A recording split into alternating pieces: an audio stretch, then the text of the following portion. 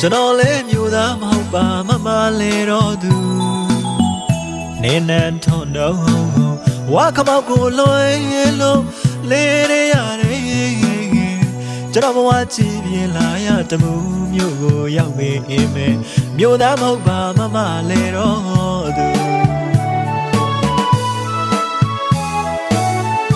ရွာမှာ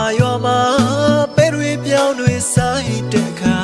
ဘလွေတန်းစားစားပေးရင်နွားကြောင်ရင်တင်းကိုကျူမမေ့နိုင်မလားမမလဲတော့သူအညာသားလေးတဲ့မြို့ပေါ်မှာကျွန်တော်ကိုခေါ်ကြရှက်ပဲရှက်နိုင်မှတမှုအညာကိုရွာကလေးကအညာသူအညာသားမနှောကဖြူ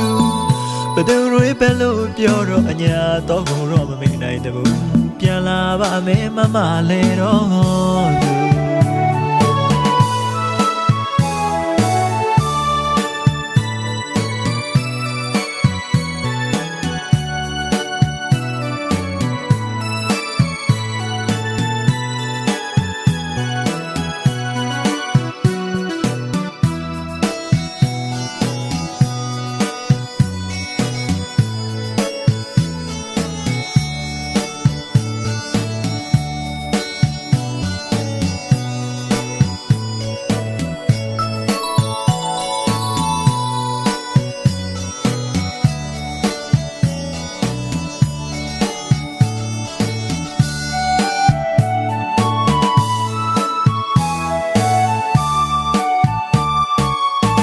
ကျွန်တော်လဲ